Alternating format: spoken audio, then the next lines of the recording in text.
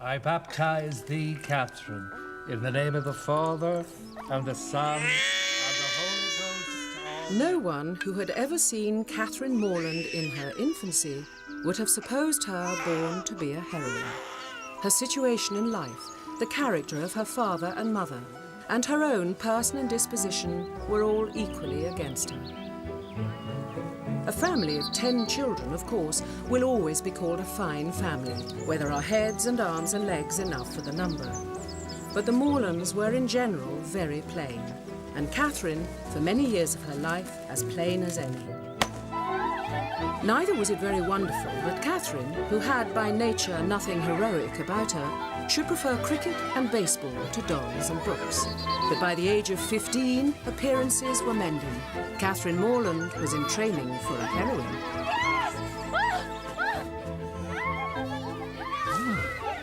Look, Aunt Catherine has turned out rather well. Come on, Catherine, let's carry on. No, later. She's quite a good-looking girl. But she's almost pretty today. And she has grown very fond of reading of late. I wonder if it can be good for her, my dear, to read quite so many novels. Oh, why ever not? Now, what could be a more innocent or harmless pastime for a young girl than reading? He was interrupted by a noise in the passage leading to the room. It approached. The door was unlocked. A man entered, forcibly dragging behind him a beautiful girl, her features bathed in tears and suffering the utmost distress. Take her! Convey her where I shall never see her more.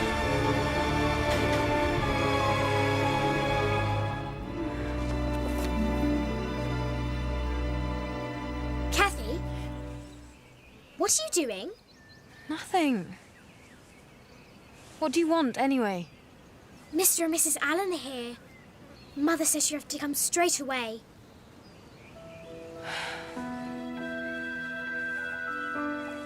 No, said Dr. Mallison. No other place will do so well for a gouty constitution like Mr. Allen's. No other place will do so well for squandering money. Oh, fine, Mr. Allen. You know you love to see me happy.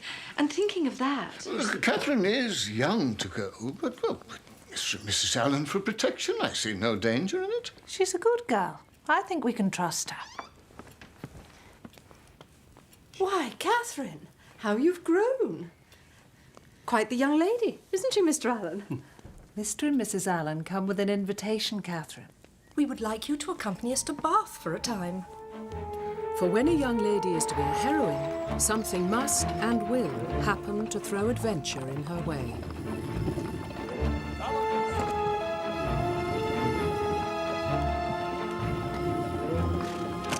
A tumult of emotion stirred in the bosom of Adeline, and fear gripped her heart that at any moment ruffians would fly upon the carriage and return her to the ignominy of her captive state.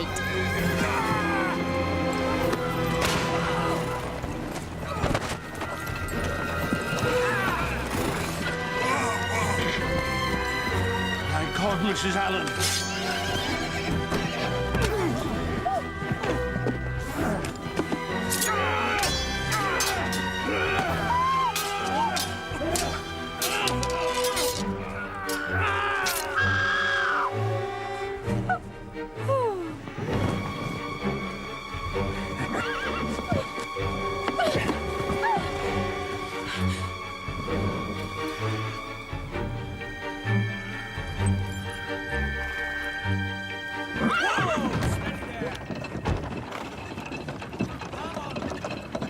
Not long now.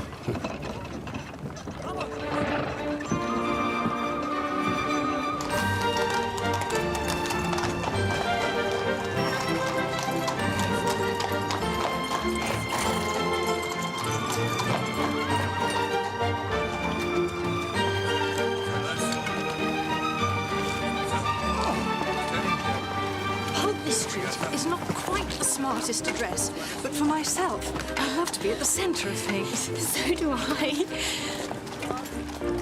There's a little peach that's ripe for plucking.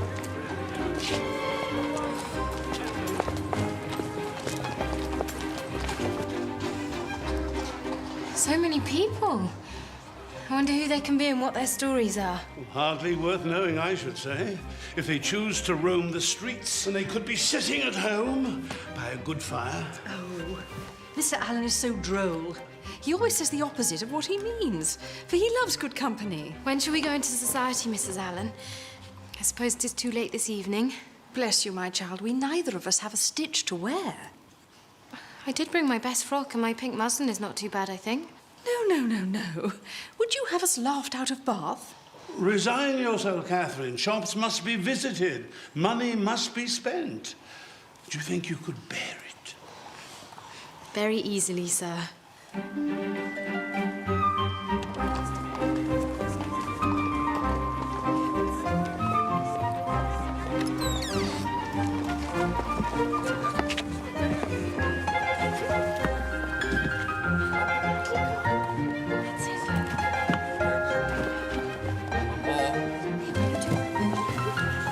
That's the last, madam.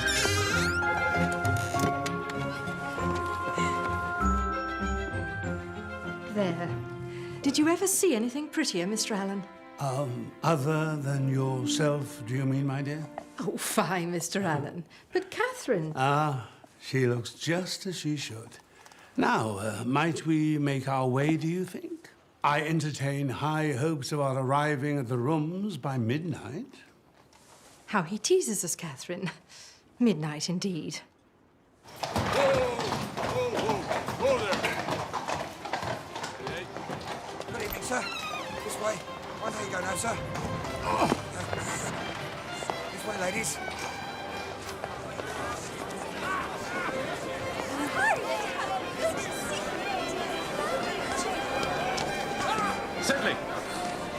Sedley!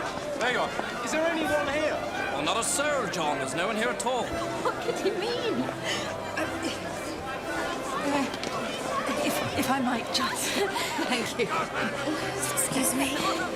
Card room, I think. Mr. Allen! See you later, my love. Come this way, Catherine. Pardon me, miss.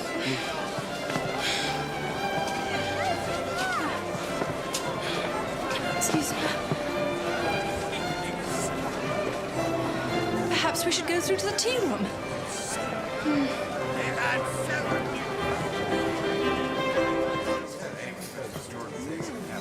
Quick, there are two places.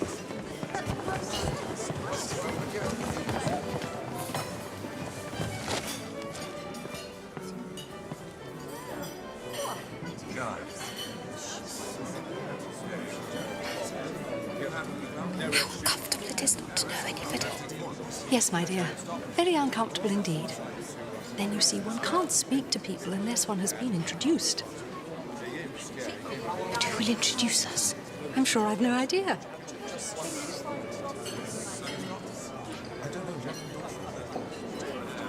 Had we not better go away? There are no tea things for us, and I think we are welcome here. Yes, it's most disagreeable. I wish we had a large acquaintance here. I wish we had any.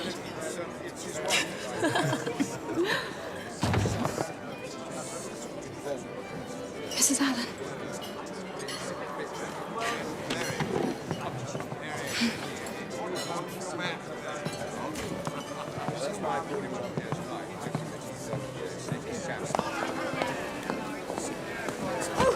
Have a care, sir. 1,000 apologies, Mum. Catherine, do take this pin out of my sleeve. It was not your fault, sir. Allow me. Oh. Thank you kindly, sir. Though I'm afraid it's torn a hole already. There. Nothing too disastrous, Mum.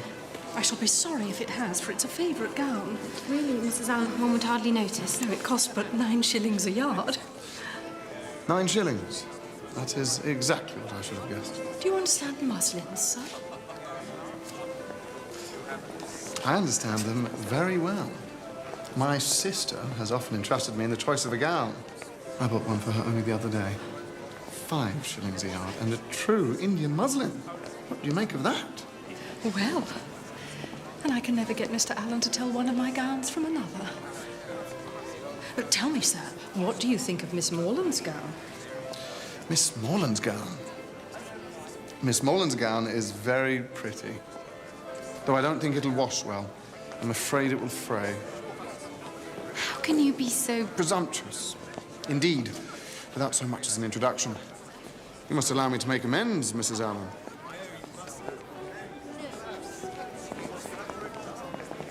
Gentlemen.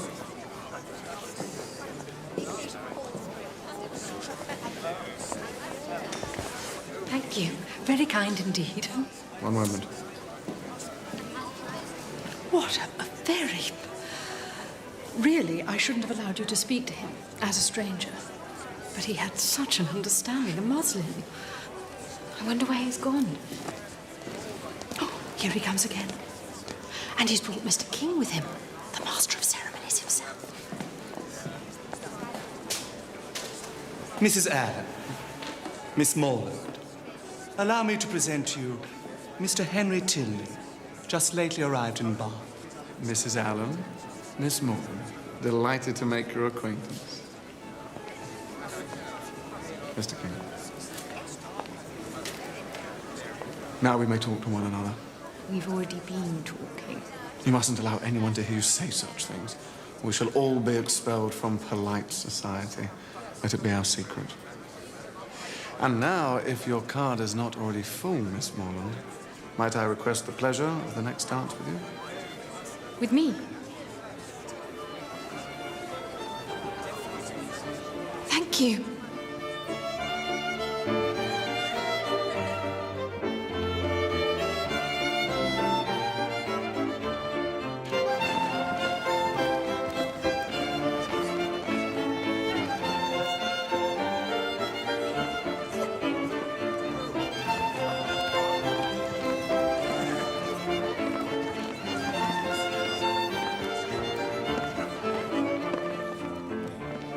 Forgive me. I have been very remiss in the proper attentions of a partner. What are they? Oh, I ask you how long you've been in Bath. Have you been to the theatre, and concert, and so on? Wouldn't that be rather dull? Of course. We must do our duty. You ready?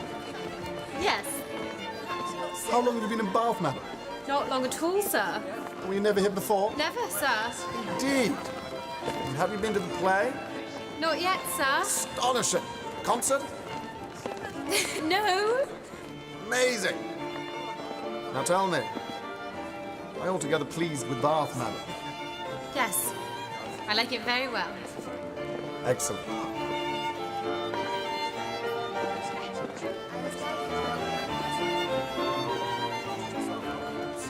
Now I must give you one smirk, and then we can be rational again.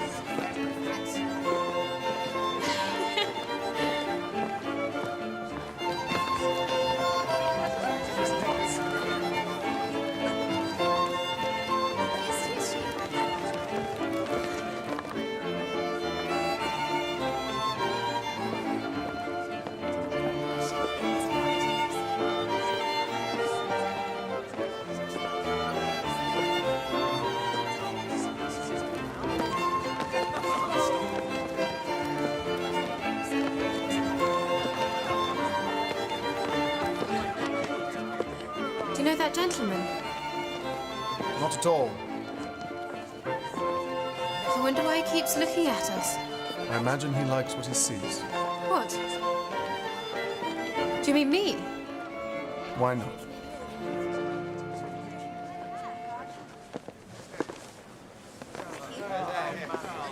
So tell me, what will you write in your journal tonight? Friday went to the lower rooms, wore my sprigged muslin dress with blue trimmings. Looked very pretty, though I say so myself. Danced with one man. Was stared at by another. Much more handsome. Indeed, I shall say no such thing. Then what shall you say? Perhaps I don't keep a journal at all.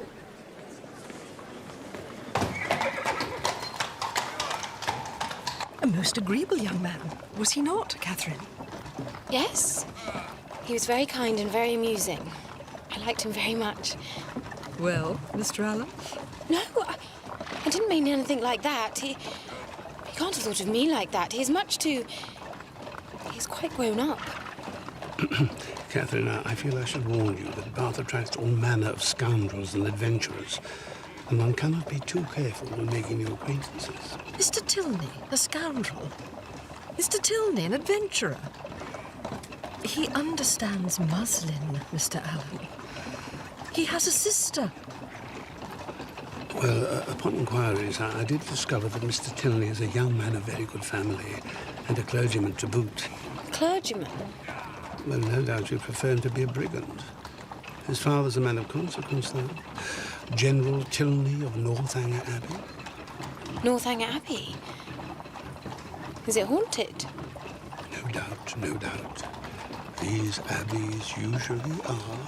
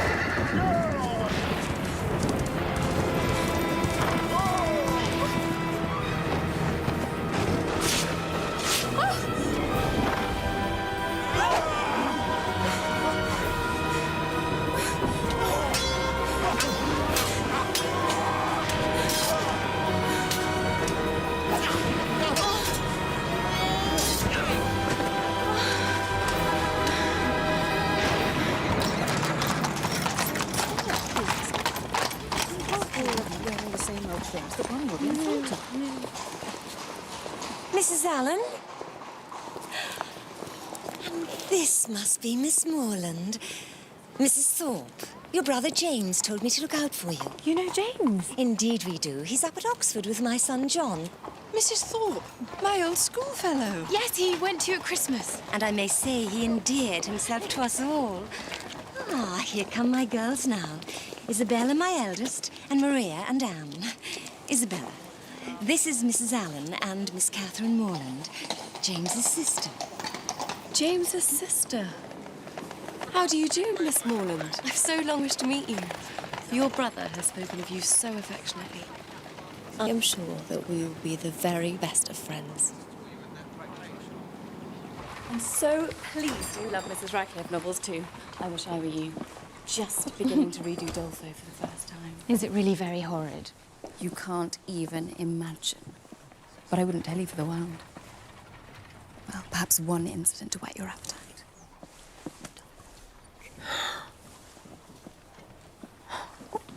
Can such things really happen? Well, just think of Lord Byron. I've heard that he is very wicked, but I don't know exactly what he's supposed to have done.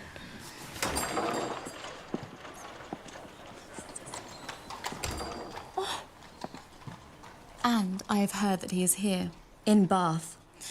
Should we go to the pump room and see if we can see him? Perhaps your Mr. Tilney will be there too. He's not my Mr. Tilney, Isabella. Indeed, you mustn't say he is. Isn't he? Well, there's a certain person who will be very glad to hear that. Who do you mean? Never you mind. Oh. I do so hate it when strangers listen to one's private conversations.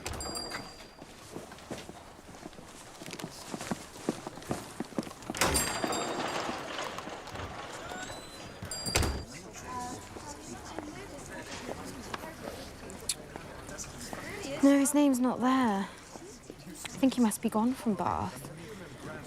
Yet he never mentioned his stay would be so short. Perhaps it's just as well. My brother John says the whole family is very bad. The eldest son as bad as Lord Byron, John says. Surely he's mistaken. Mr. Tilney couldn't have been kinder or more gentlemanlike. Appearances often deceive, you know. But he is a clergyman. That signifies nothing these days.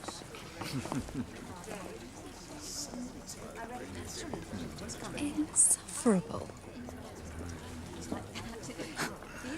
Come, let's walk outside.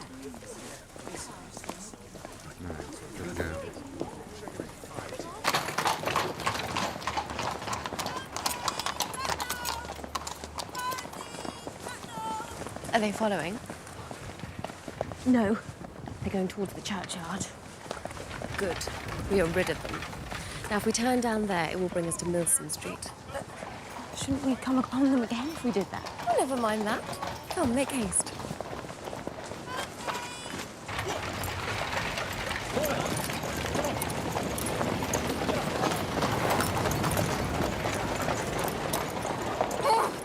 Odious carriages, I detest them. Isabella! Oh, how delightful! Mr. Morland and my brother John. James, I didn't know you were coming to Bath. Thorpe's idea, and when I remembered you were here, and you, Miss Thorpe, nothing would have kept me away. I'm very happy to see you again. And I you. Miss Morland? My good friend John Thorpe. Enchanté. I had the pleasure of seeing you dance the other evening. Yes, I remember. I hope I may have the pleasure of dancing with you myself before too long. We were just walking towards Edgar's buildings. Were you? Well then, damn it, we'll walk along with you. Miss Morland? Are you fond of an open carriage, Miss Morland? Yes, very. Well, would you permit me to drive you up Lansdowne Hill one day this week? Thank you. You're very kind. But would it be proper? Damn it, this is Bath. You know, everything's more free and easy in Bath.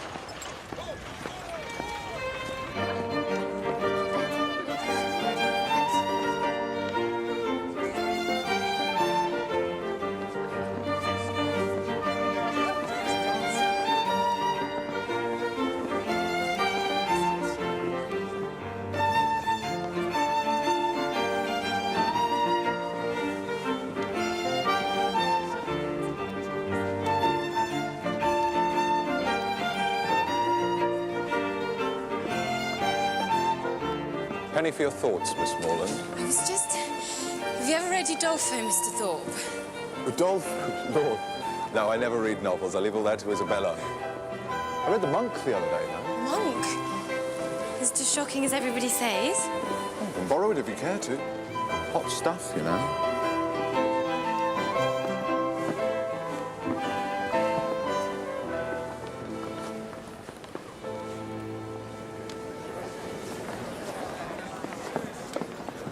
Isn't this altogether delightful, Catherine?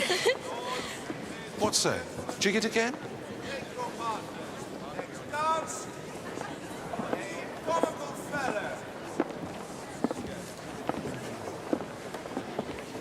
Miss Morland,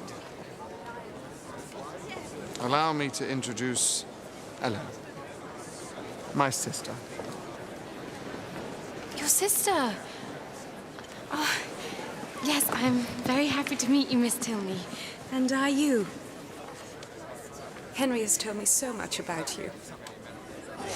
Can't imagine how surprised I was to see your brother again. I felt so sure he's been quite gone from Bath. Ah, yes. When he saw you before, he was here to engage lodgings for us. He only stayed the one night. Oh, I see. Your brother dances very well. Yes. And he is very amusing. Yes, he is, when he cares to be.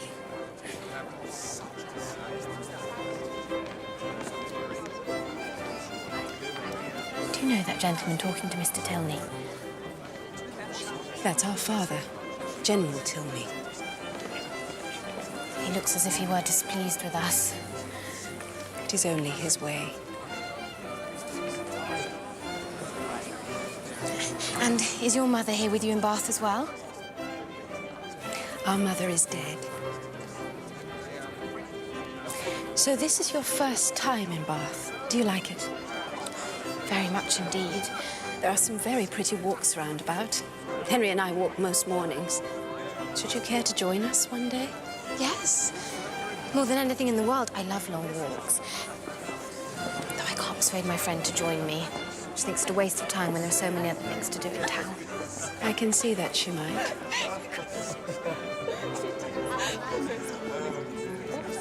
In that case, shall we say tomorrow at 12, unless it rains? Yes, Catherine. You simply must hear this. Come quickly.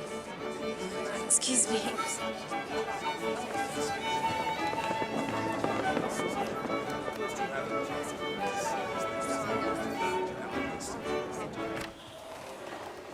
morning, sir. Make haste, Miss Morland. Put on your hat. There's no time to lose. We are going to drive to Blaze Castle. Mr. Thorpe. How do you do, Miss Allen? My sweetest Catherine, isn't this delightful? Blaze Castle. Nothing could be more romantic. Yes, I'm sure, but I'm very sorry I can't come with you. I'm expecting Miss Tilney and her brother to call on me to take a country walk. Not they. I saw him but 5 minutes ago. Doesn't he drive a phaeton with a pair of chestnuts? I don't know, indeed. Yes, I saw him large as life turning up the Lansdowne Road with a smart-looking girl by his side. Perhaps they mean to call later. No, they don't. I heard Tilney hallooing to a man they were going as far as Wick Rocks. I don't understand it at all. Miss Tilney promised. My dear one, in this false world, people often make promises they have little intention of keeping. Remember, we are your true friends. We keep our promises. Yes. But what if they should come after all? My dear little scatterbrain sister, haven't you just heard Thorpe tell us? They're halfway to Wick Rocks. Then perhaps I should come with you. Please, Miss Morland.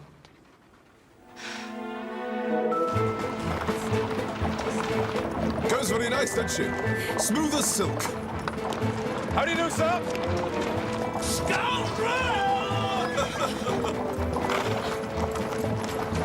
Pleasant old gentleman. Mr. Allen. Yes, and so good-natured. And rich as Croesus, or so I hear. I believe Mr. Allen is very rich. And no children at all? No, none. But you're quite favoured there, I gather. Mr. and Mrs. Allen are very kind to me, yes. Ever since I was a baby. Excellent, excellent. Oh, Miss Tilney! Stop! Stop now! It's Miss Tilney and her brother. There'd be hell to pay if I try to stop him now. Stop, Mr. It's Thorpe. too late. Well, I'll get down. I It's will. not possible. Whoa there. How could you deceive me so?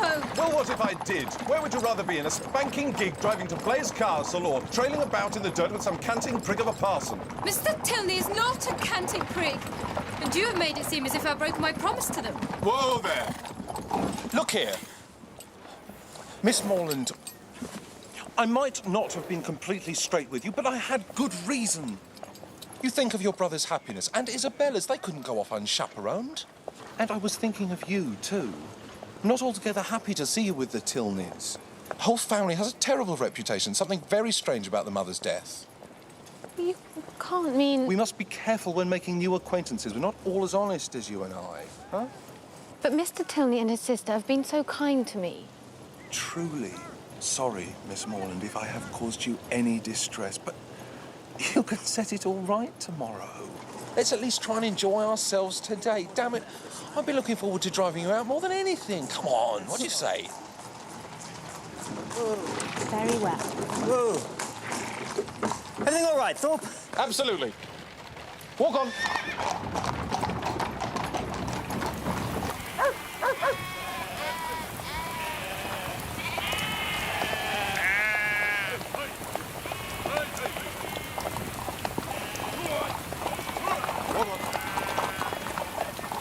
I say, sir, move your sheep, please. It's just a spot of rain. It'll clear up in no time. Thorpe, we better go back. Your sister thinks so too. We're not halfway to Blaze Castle. Very well, as you wish. It's all one to me. Honestly, if your brother hadn't such a damn beast to drive, we'd been at Blaze this half hour gone. Will you move your sheep? I need to turn. Take my bloody time. Come on, girl.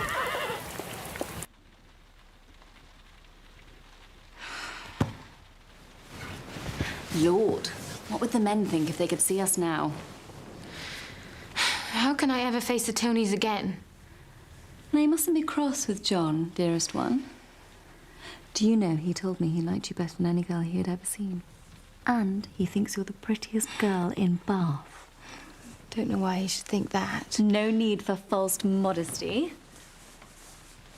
Now, how far have you got on with Udolpho? I've just got to the Black Veil. The Black Veil. Well, I wouldn't tell you what's behind it, not for the world. And when you've finished it, you will read The Monk. That's my brother's favourite, you know. Oh, yes, he spoke of it. Is it really very horrid? It is the most horrid, shocking thing in all the world. Ambrosio, the monk, begins very holy, but is drawn into vice by Matilda, and she gives him a magic branch by which he can pass through walls and into Antonia's bed. but it is too shocking. I should blush to tell you. You must read it yourself. The friar pronounced the magic words, and a thick smoke arose over the magic mirror. At length he beheld Antonia's lovely form. She was undressing to bathe herself, and the amorous monk had full opportunity to observe the voluptuous contours and admirable symmetry of her person as she drew off her last garment. At this moment a tame linnet flew towards her, nestled its head between her breasts, and nibbled them in wanton play. Ambrosio could bear no more. The blood boiled in his veins, and a raging fire rushed through his limbs. "I must possess her," he cried. "No, no, Ambrosio. I shall no longer be able to combat my passions. I am convinced with every moment that I have but one alternative. I must enjoy you or die."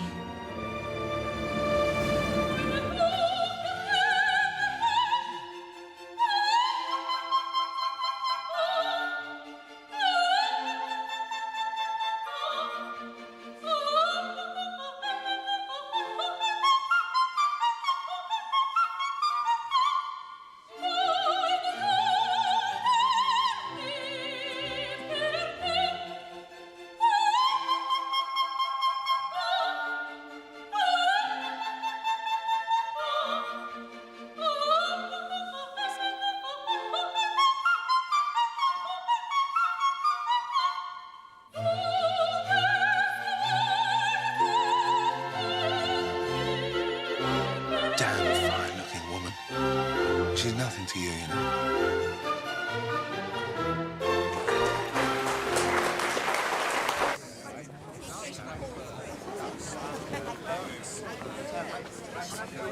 Miss Morland, Mrs. Allen, Mr. Allen. Mr. Tilney, you must have thought me so rude, but they told me you'd gone out in a phaeton, and then when I saw you, I begged Mr. Thorpe to stop, but he only went faster. If only it's so done, I would have jumped out and run back to you. Please believe me, I would 10,000 times rather have been with you. Are you and Miss Tilney really very angry with me? I must confess I felt a little slighted, but my sister was quite sure there was some misunderstanding. Eleanor, you were right, as usual. Miss Morland is not to blame. She was abducted by force. Oh, no, not exactly, but truly, I did try to make him stop. Don't tease her, Henry. You were quite cast down when you thought Miss Morland preferred the company of others to your own. Perhaps she still does. No, indeed. Well, that is... Then may I renew our invitation? Shall we say the day after tomorrow for our walk? Yes. Miss Catherine Raymond, very amiable, though very rich, too. Ward of a Mr. Allen who made a fortune in trade. And with no one to spend it on but her, she'll bring a deal of money to her marriage. When the old man pops off, she'll be one of the richest women in the country. Obliged to you, sir. Thorpe. John Thorpe. Delighted to have been... Mr. Thorpe, perhaps you'd introduce me to the young lady. Miss Morland, this is General Tilney.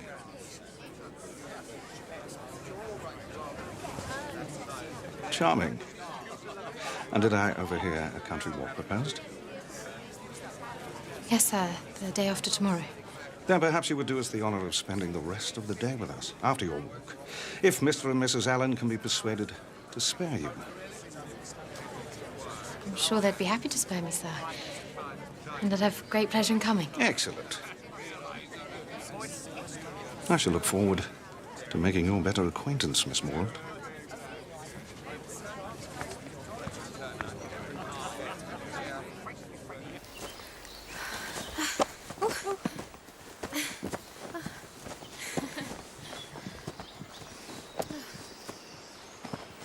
What do you think, Catherine?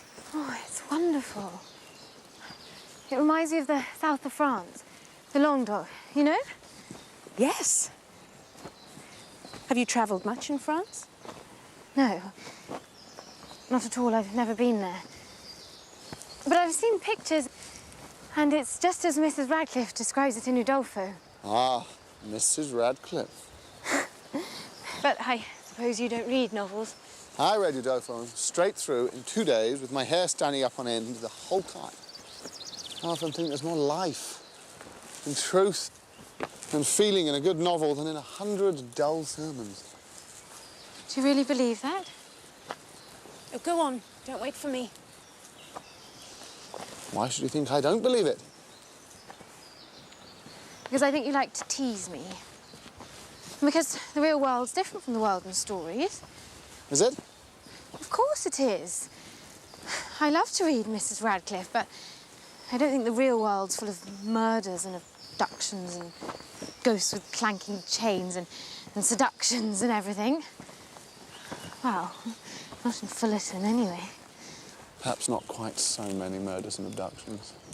But broken hearts, betrayals, long-held grudges, schemes of revenge, fear, hatred, and despair.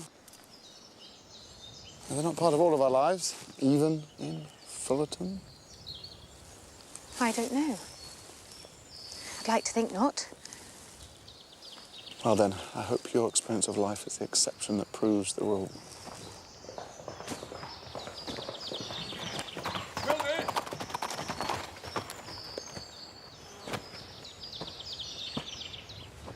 Forgive me, Tilney, for interrupting your walk.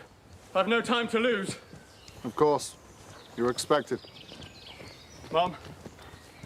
Come, let's walk on a little.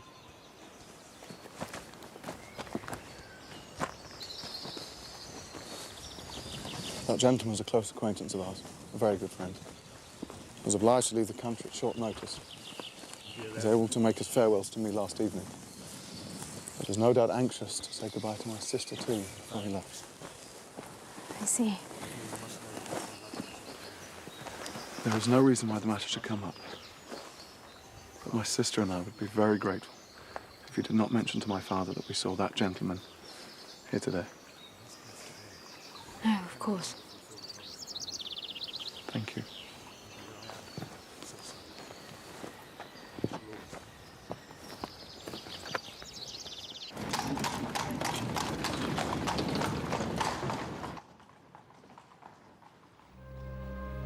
The monk reeled from the unholy sight. "Receive this talisman," she replied. "While you bear this, every door will fly open, and walls will melt away. It will procure you access tomorrow night to Antonia's bedchamber."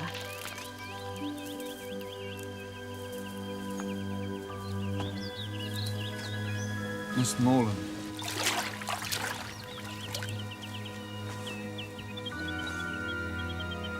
Nothing to be ashamed of. It's all God's creation. Come.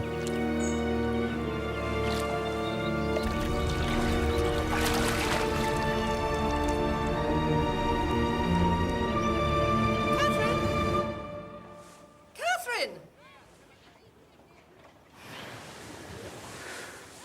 I absolutely knew the second you came to the house. I could tell. And the way you spoke to my mother, I could just... It was almost like fate. Catherine. No, sit down. Can you guess? Your brother has made me the happiest girl on earth. You mean you and James are in love? He confessed as much to me this afternoon, and you know my nature. I could never trifle with a man's affections. In short, I told him his love was returned. Catherine. He's waiting downstairs.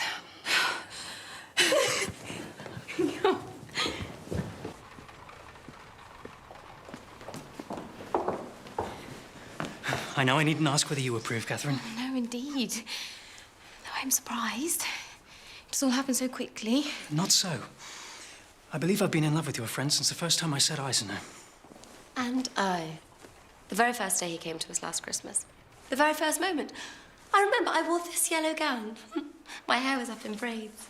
I'm come to say goodbye, Catherine. I'm going straight to Fullerton to seek our parents' consent. Ah, Morland, there you are. Miss Morland, sadly, I too must take my leave for the present. Just for the present. I'm going to accompany James to Fullerton and then on to town to help him choose a ring. Perhaps I might look for one for myself while I'm there. Do you think I should? A famous good thing, this marrying scheme. What do you think of it? I think it's a very good thing, too. I'm so pleased to hear you say that. Do you ever hear the old song, going to one wedding brings on another. Perhaps you and I might try the truth of that. I shall think of you when I'm in town. Come along, James. We must tear ourselves away. Go. Go, perhaps forever. Isabella, whatever do you mean? Your mother and father, what will they say? I'm sure they'll be very happy for James. But my fortune will be so small. How could they consent to it? Your brother, who might marry anybody. I wouldn't think the difference in fortune would be anything to signify. Oh, my sweetest Catherine, in your generous heart, I'm sure it would not matter at all. But I mustn't expect everyone to think the same. I only wish our situations were reversed. If I had the command of millions, if I were mistress of the whole world, your brother would still be my only choice.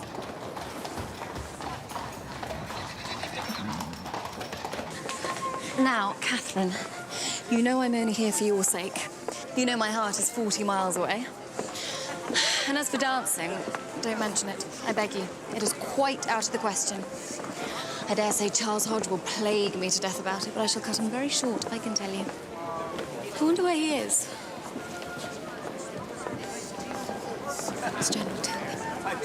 Do you believe he's coming to talk to you? Miss Morland.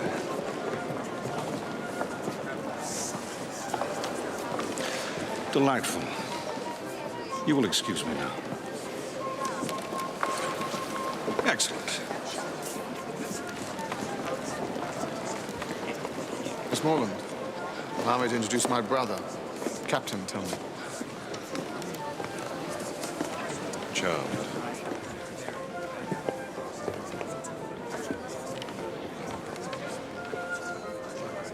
Don't let my brother's ill manners offend you. That's how he is, I'm afraid.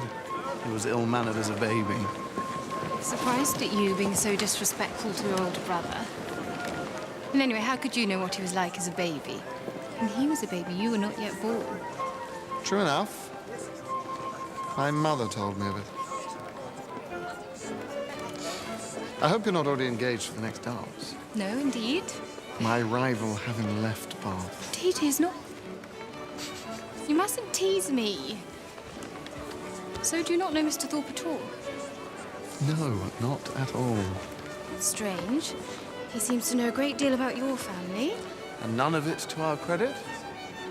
Well, I have always found that ignorance and prejudice hold no bar to forming the strongest of opinions. You think him ignorant and prejudiced? I know he doesn't always tell the truth, but he's been very kind and attentive to me. You think he isn't to be trusted? Dear Miss Morland, has it not occurred to you that I might not be the best person to consult on the matter of Mr. Thorpe? My lords, ladies and gentlemen, the next dance will be on a summer's day. Good God, Henry, you're not going to stand up in that maul, are you? I certainly am. That being so, do you think your friend might dance with me? No, I am sorry. I know for certain that she has a very particular reason not to dance tonight. Is that so? Pity.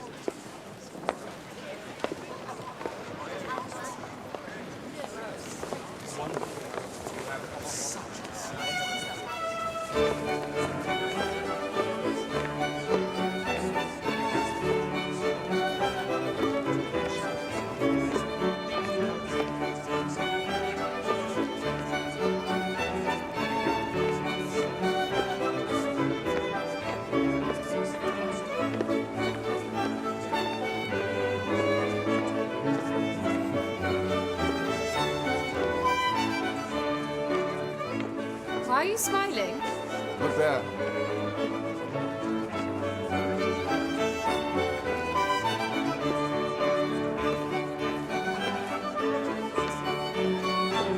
I don't wonder at your surprise. I refused him for as long as I possibly could, but he would not take no for an answer.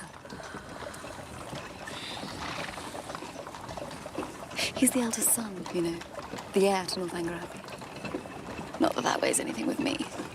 I am in love with the best man in the whole world. Did you think him handsome? Who? Captain, tell me, silly. Oh.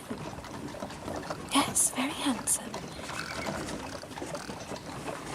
But didn't your brother say he was very bad? As bad as Lord Byron? John will say anything that comes into his head. I hardly ever take any notice of him. Then, how is one to know what to believe? One thing you can be certain of, my affection for you and your dear, dear brother.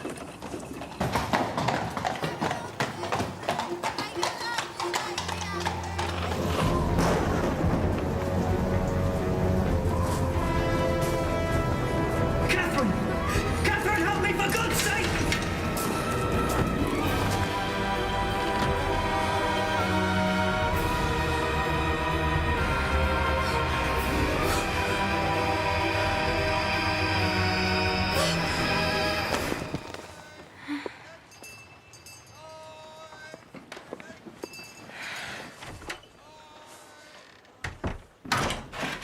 We've heard from James.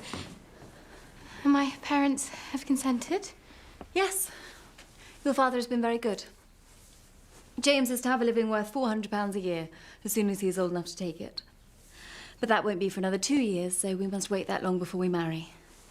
It seems it wasn't possible for your father to do anything for us immediately. I'm sure Mr. Morland has behaved vastly handsome.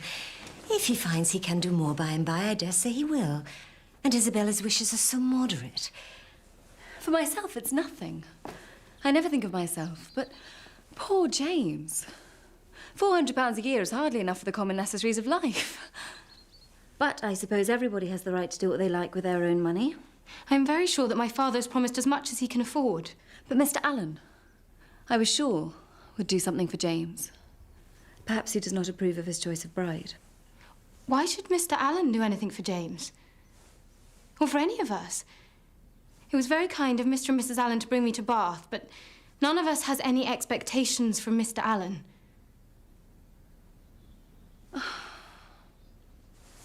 My dear, sweet Catherine, you know I care nothing for money. If we could only be married tomorrow, I would be happy to live on £50 a year. But that's the sting. That's why you find me so cast down. The 2 years we must wait before dear Morland can have the living. Catherine, how will I endure it?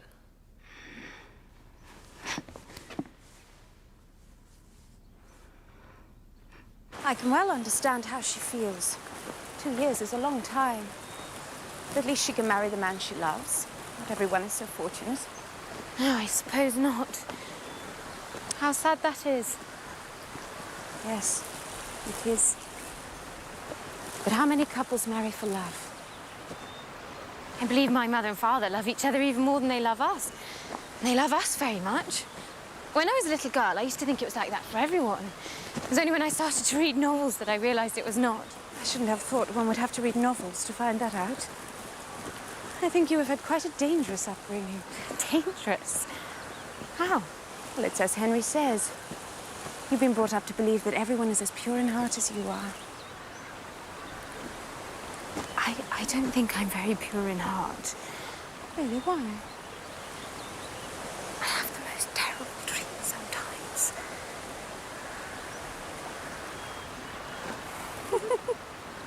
What's the joke? Nothing to concern you.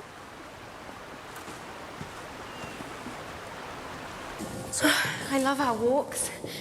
I think I should like to stay in Bath forever and go walking with you every day. Unfortunately, that won't be possible. Oh? Our father told us just this morning that he's determined on quitting Bath by the end of the week. Oh. Miss Morland. Capital. Excellent.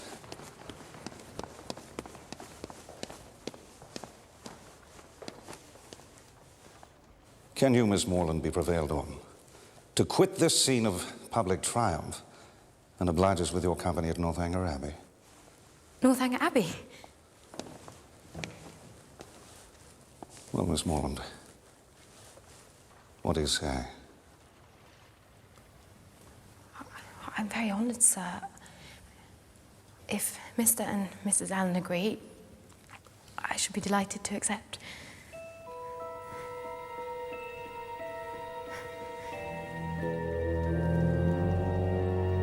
Northanger Abbey?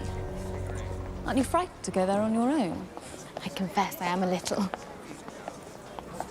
Well, I dare say it'll be very thrilling for you. I do hope you don't forget me, Catherine.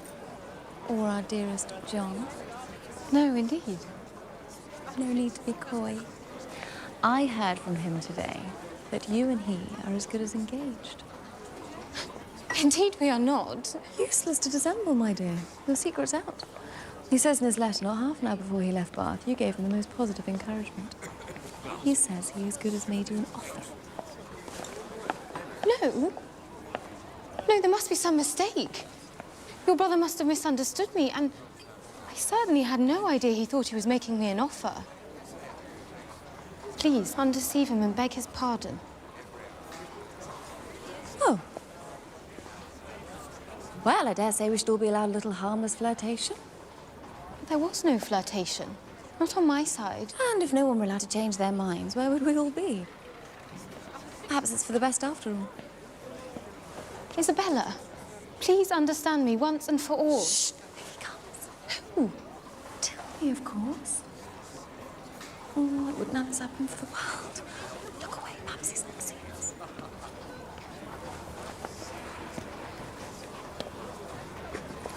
What? Always to be watched? In person or by proxy? Nonsense. My spirit, you know, is pretty independent. I wish your heart were independent. That would be enough for me. My heart? What can you have to do with hearts? None of you men have hearts. But we have eyes. And they give us torment enough. I think Mrs. Allen and your mother are expecting us. Will you come, Isabella? You go. And tell them I'll follow. And if I shouldn't see you, write and tell me all your news from Northanger.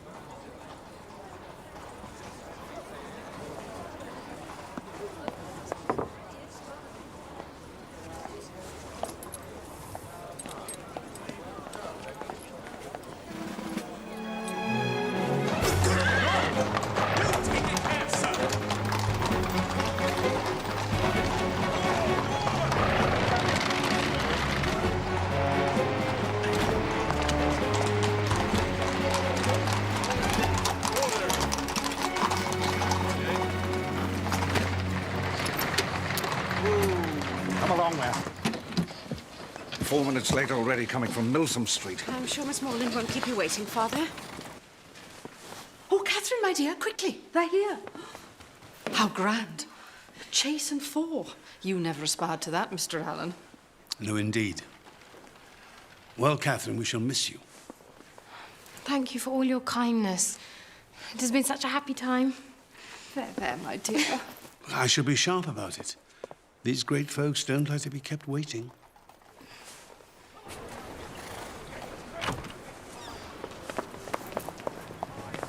Miss Morland, 1,000 pardons for our late arrival. My eldest son must bear the blame. He stays on in Bath. Now, my dear Miss Morland, I have a proposal. As it is a fine day, how should you like to travel in the curricle with my son Henry? You will enjoy the air and be better able to see the country. It is, of course, entirely up to you. I should like that very much.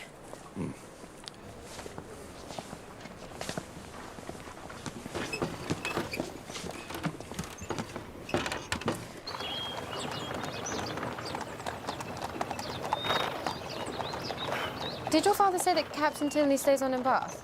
Yes? Oh. You're disappointed? You were hoping for my brother's company at Northanger, perhaps? No. No, not at all. That is, I should have no objection to his company. And what is it? Come. I'm anxious about your brother and Miss Thorpe. I think he cannot know that she's engaged to my brother. I suppose he thinks he has a chance with her. But Doesn't he realise how wrong it is of him and what pain it must give to my brother? I don't think you should distress yourself too much, Miss Morland. Your brother should be returning to Bath very soon, and my brother should be leaving to rejoin his regiment. And that will be the end of that. Now, look there.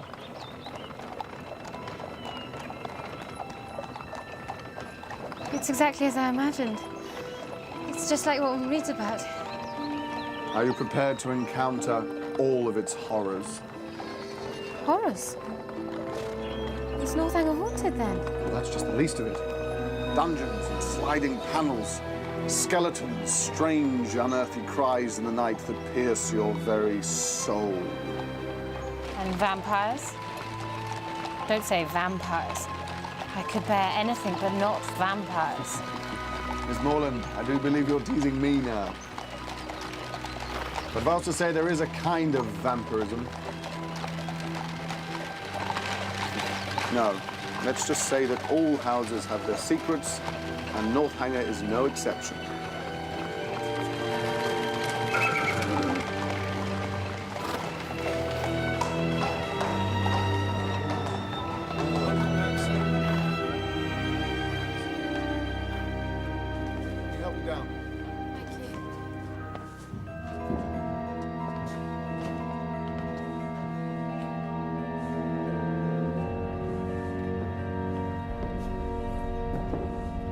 Miss Morland, welcome to Northanger Abbey.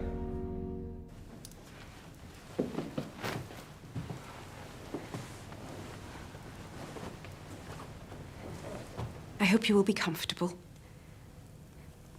Do please, I beg you, make as little alteration to your dress as possible. My father is most particular about meal times. I'm sorry to have to ask you. No, it's quite all right.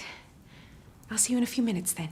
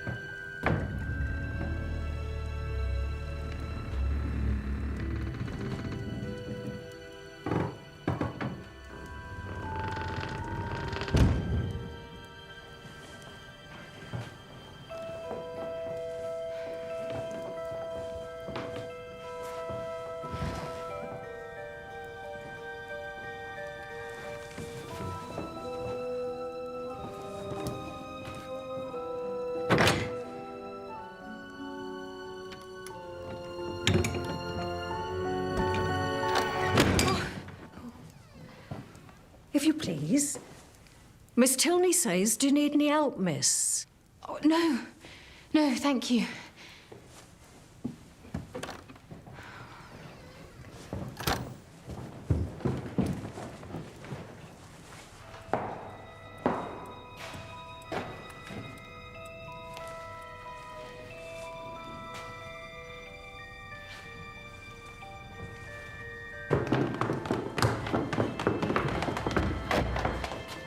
Are you ready?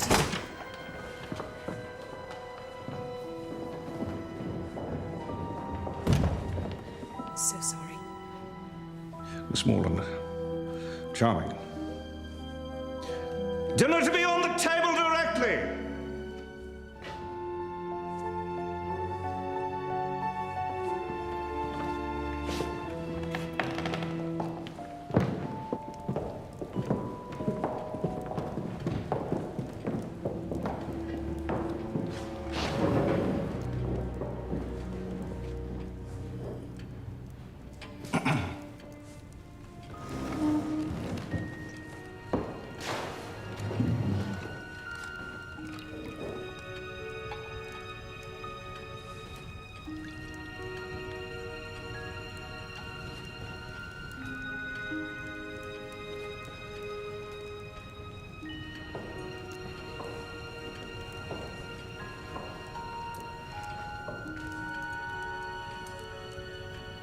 I hope you find our simple style of living to your taste, Miss Morland. No doubt you have been used to better-sized apartments at Mr. Allen's. No, indeed, sir. Mr. Allen's dining parlour is only half the size of this room. Well, now, I suppose I care as little as any man for such things. But a tolerably large eating room is one of the necessaries of life. Hmm? Tolerably large indeed, sir. But I don't think I've ever been in so large a dining room as this one. You have not? Well, no doubt the rooms at Mr. Allen's are exactly the true size for rational happiness.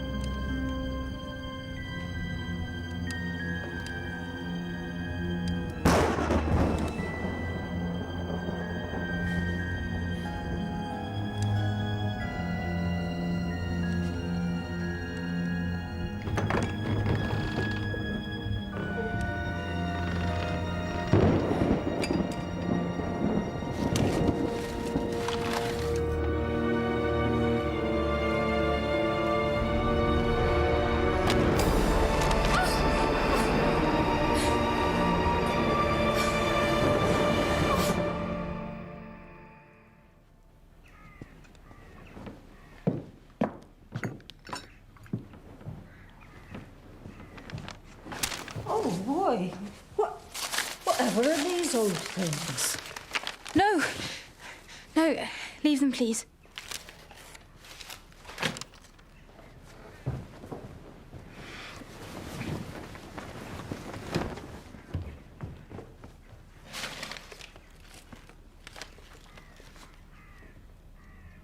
Shirts, stockings, cravats. Laundry lists.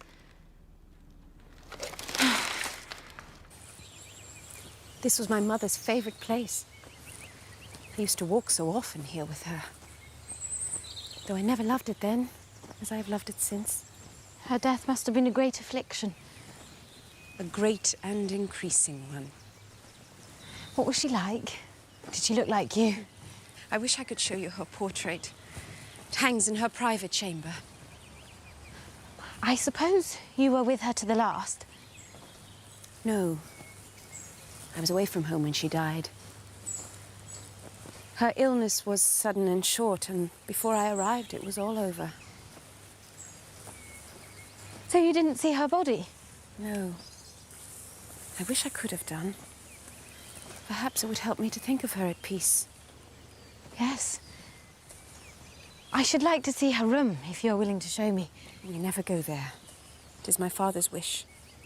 But to see her picture? Yes. Why should you not see it?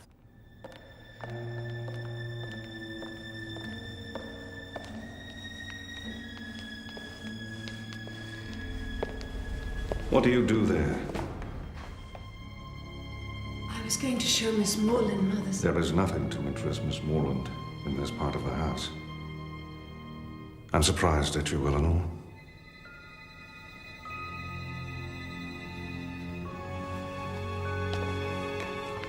My dearest Isabella, I long to hear your news. I hope everything is well with you and with James, and that your brother is not too much offended with me. Northanger Abbey is all that I expected it to be, and Eleanor and her brother very kind. Oh, Isabella, I fear that this house holds a terrible secret relating to the death of Mrs. Tilney. Here I am! I cannot write more now. Send me your news. Your loving friend, Catherine.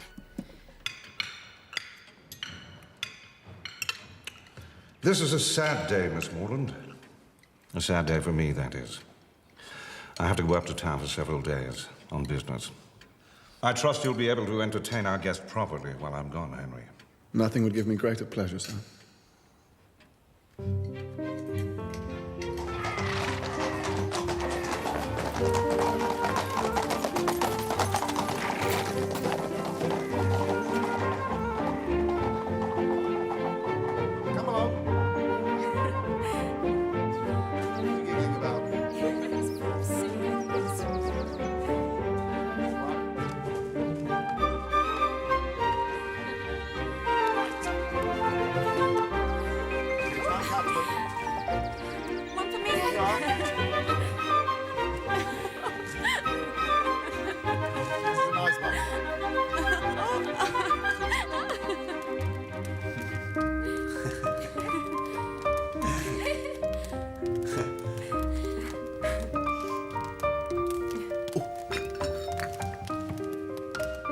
I thought I might show you Woodston tomorrow, if you'd like to.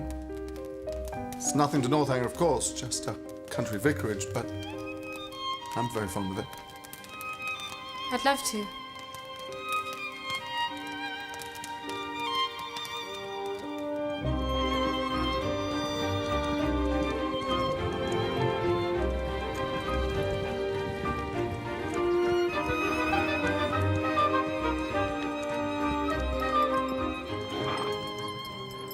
Look. Is that your home? It's lovely. Very glad you think so. I fear we may be about to get a little damp. Come on. I'll race you back.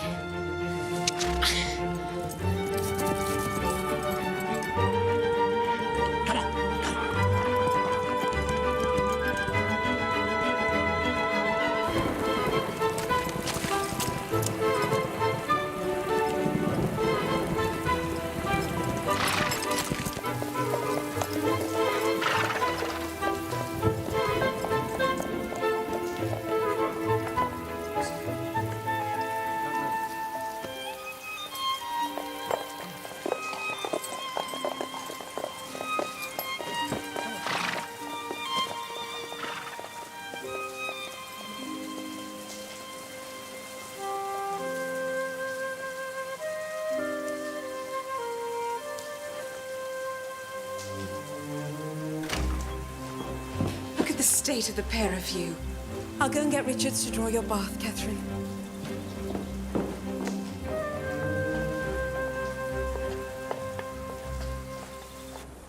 When we were coming to Northanger Abbey, you said that the house held secrets. Did I? And have you discovered any dreadful revelations yet? No, but I'd like to know what you meant. I think that shall have to remain a secret. A secret once explained loses all of its charms and all of its danger, too. Why don't you imagine the worst thing you can and write your own Gothic romance about it? Northanger Abbey would make a very good title, don't you think? Now you're mocking me. But I can't help feeling that this house is not a happy one. Not since our mother died. And even before then. I envy you your happy childhood. My brother Frederick is well enough, I think, sowing his wild oats, but soon he shall have to make an advantageous match. My sister is not happy. Remember the man we met on a country walk? He's a good friend of mine. He's a lot more than that to my sister. But our father has refused to sanction the match. Edward is only a second son, and Eleanor must marry the heir to a rich estate. And you? Well, if I'm to retain my father's favour, I must marry a fortune too. And shall you? I always hoped I'd be lucky. The girl I fell in love with would come with a fortune attached. And if she should not? Then that would be a very stern test of my character.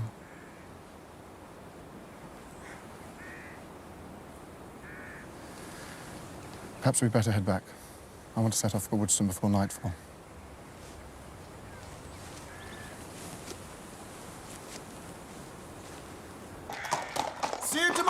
winner!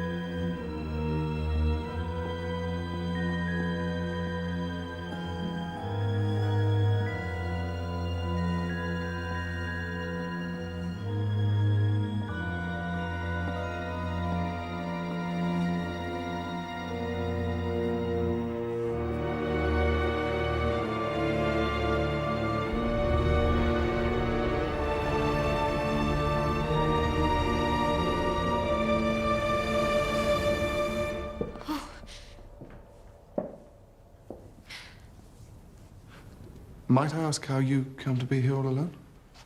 I wanted to see your mother's room. Eleanor was going to show me, but your father prevented us. And so you thought you'd come and see it for yourself? Yes. I suppose Eleanor has talked to you about our mother? Yes. But that is not very much, but what she did say was her dying so suddenly and none of you being at home, and I thought perhaps your father had not been very fond of her. And from these circumstances you infer some negligence? Or something even worse? Then let me reassure you, Catherine. My mother's illness was sudden. And Eleanor was from home, but I was here throughout. And so was my brother Frederick. Our mother received every possible attention. Our physician was satisfied that nothing more could be done for her. The matter was deeply distressing, as you may imagine. Yes, of course. But your father, was he distressed? For a time, greatly so. She had had to bear a great deal from him, but when she was dead, he felt her loss. I'm very glad of it. It would have been very shocking if he had... If he had what? If I understand you rightly, you have been suspecting my father of a crime so dreadful. You said yourself the house was full of secrets. And so you decided that my father must be a murderer.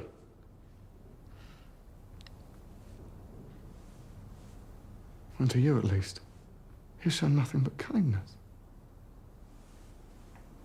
Catherine, how could you? What sort of a fevered imagination must you have?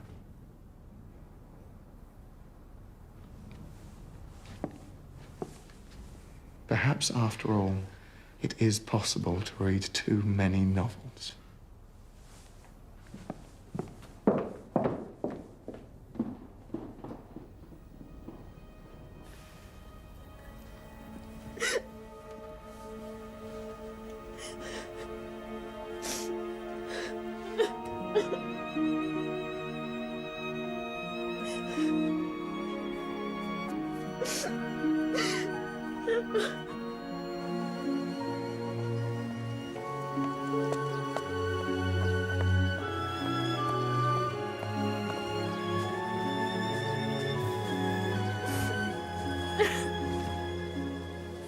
Look, Catherine.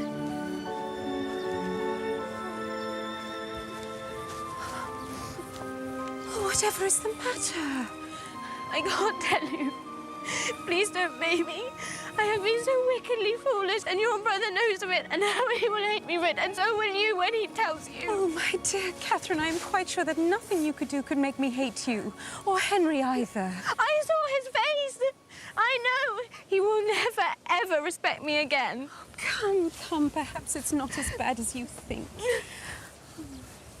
Look, here is a letter for you. It'll be from Isabella. Oh. No, it is my brother's handwriting.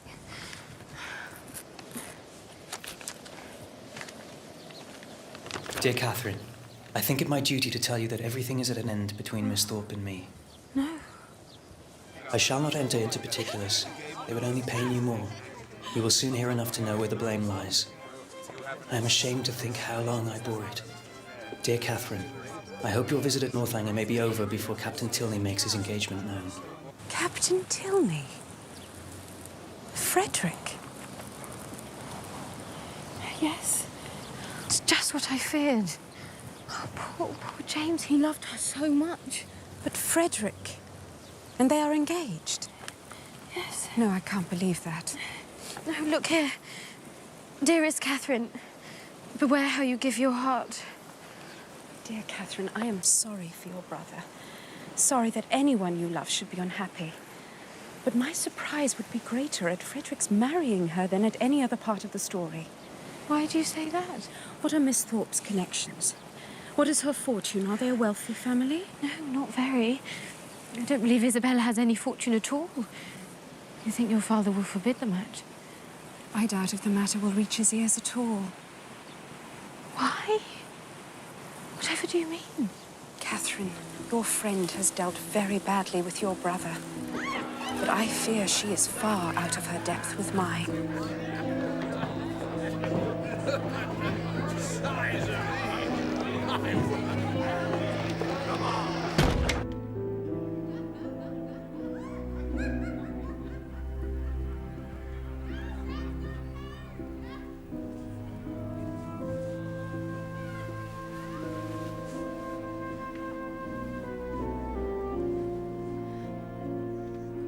And are we engaged?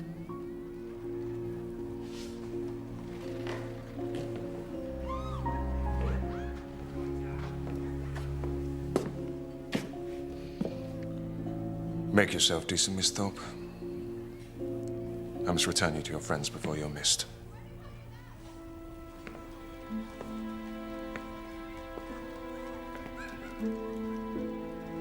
My dearest Catherine, thank God we leave this vile place tomorrow. Since you went away, I've had no pleasure in it, and everybody one cares for is gone. I'm quite uneasy about your dear brother, and am fearful of some misunderstanding. You will write to him and set everything right. He is the only man I ever did or could love, and I know you will convince him of it. I most certainly shan't. So, Frederick is safe from her. I can't say I'm surprised. Aren't you? I am very. I wish I'd never known her. It will soon be as if you never had. There's one thing I can't understand. What has Captain Tilney been about all this time? Why should he pay her such attentions and then fly off himself? He has his vanity as well as Miss Thorpe. And he is accustomed to having his way. Though I am surprised he should have stooped to such an easy conquest. Really? Then I'm sorry for Isabella. I am sure she will be over it soon enough. I hope I don't need to tell you that his brother has a very different character. Henry has the best and truest heart in the world.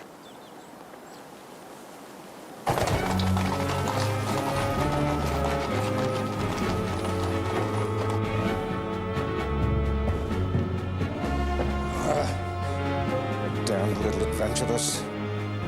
Eleanor! Eleanor! Now! I said now! Eleanor, whatever can the matter be? Come. Sit down, you are not well. Dear Catherine, I am well. God, how shall I tell you? It's not concerning Henry. No, not Henry. It is my father himself.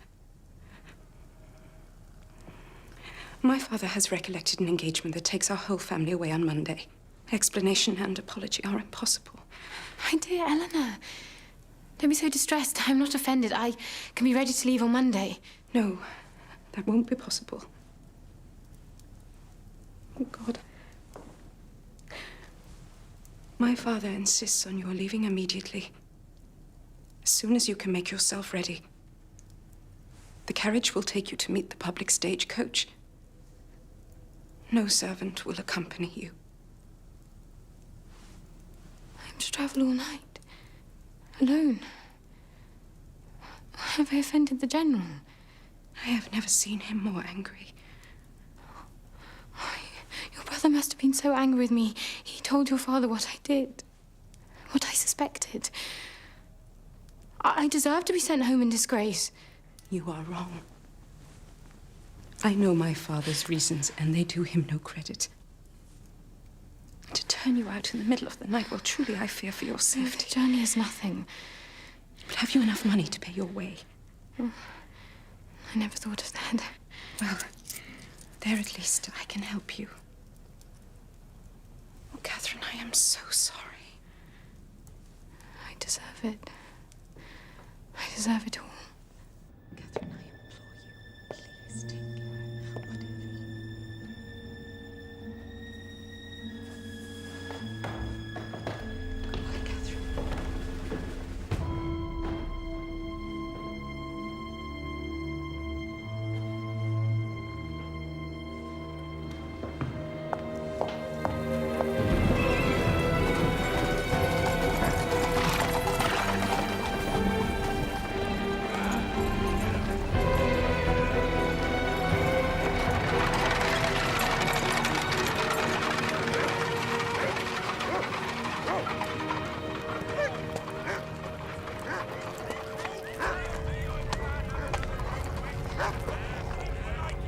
Whatever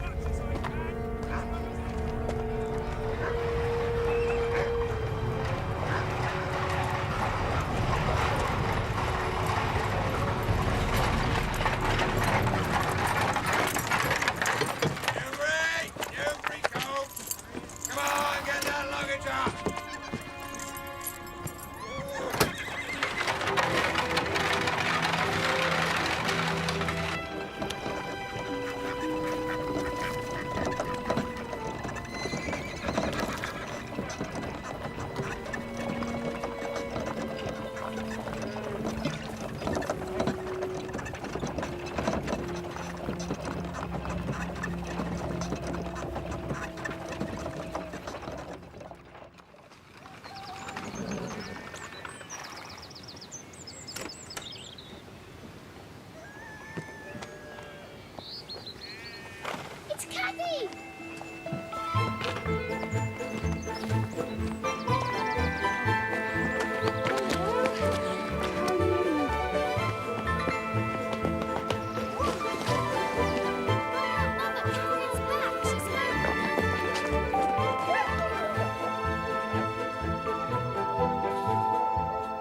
These great men can be very strange and sudden in their behavior. Well, we must live and learn. And the next new friends you make, I hope, will be better worth keeping than the ones you made at Bath. No friend can be better worth keeping than Eleanor. And Mr. Tilney is not to blame. Such a pleasant, agreeable young man, I thought him. He found us a chair, you know. And he understands muslin ever so well. That's greatly to his credit, I'm sure. But has he written? Has he offered any kind of explanation? No. Well, I dare say there's no harm done in the end. You did very well to manage that journey all on your own, Catherine. You always used to be such a scatterbrained little creature. I'm quite proud of you. Indeed, I'm not proud of myself.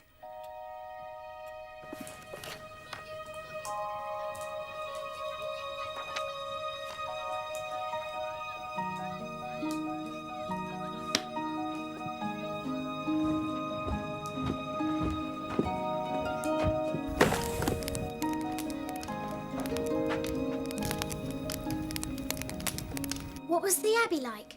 Was it very scary? Were there ghosts? It was very big and strange, with lots of empty rooms and secret passages. And I did think there might be ghosts, but there weren't any ghosts, really. People who read too many stories imagine all sorts of horrid things about ghosts and murders, and it is very wrong of them to do so, and it can get you into serious trouble. So let me not hear of any of you being so silly. Now, what else would you like to hear about? What games did you play? We played I Spy and charades. We went horse riding and got ourselves very muddy indeed. Was Mr. Tilney very handsome, Cathy? Yes, I think so. Very handsome and very kind and everything he should be. Do you love Mr. Tilney, Cathy? No, of course not. Don't talk such nonsense. Now, into your beds, all of you. That's it.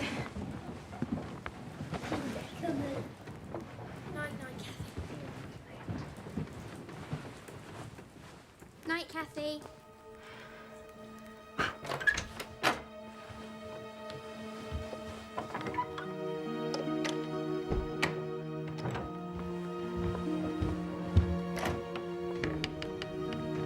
What did you do to make them send you home, Cathy? Did you do something very naughty? Come on, back into your bed.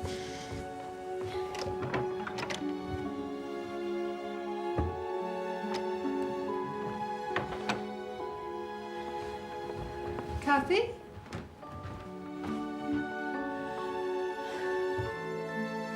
What is it? I did love him. I do love him. Now I should never see him again, and it is all my own fault.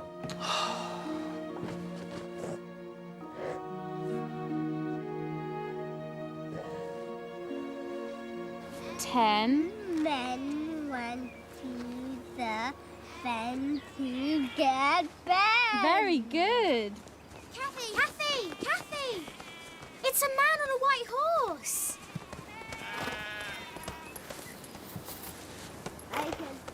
Go and tell Mamma that Mr. Tilney is here. Mr. Tilney? Now! Go on, boys. In you go quickly.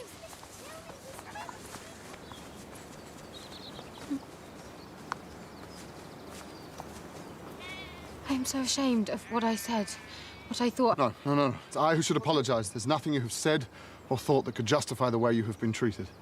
But you were angry with me, and rightly so. I was angry with you, but that is long past. Your imagination may be overactive, but your instinct was true. Our mother did suffer grievously, and at the hands of our father. Do you remember I spoke of a kind of vampirism? Yes. Perhaps it was stupid to express it so, but we did watch him drain the life out of her with his coldness and his cruelty. He married her for her money, you see. She thought it was for love. It was a long time until she knew his heart was cold. No vampires, no blood. The worst crimes are the crimes of the heart. It was stupid and wicked of me to think such things as I did. Cathy, Mamma says, will you bring Mr. Tilney to the drawing room? Come on.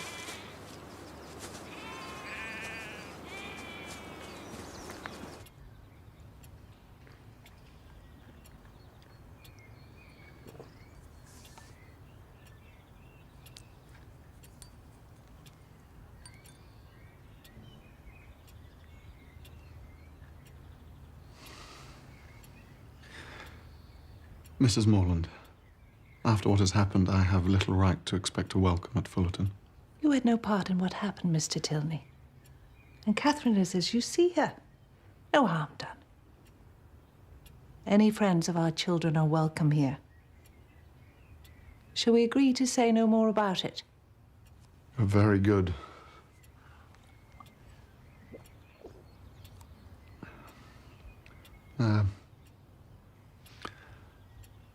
Are Mr. and Mrs. Allen now at Fullerton? They are, sir. I should like to pay my respects. Perhaps Miss Morland might show me the way.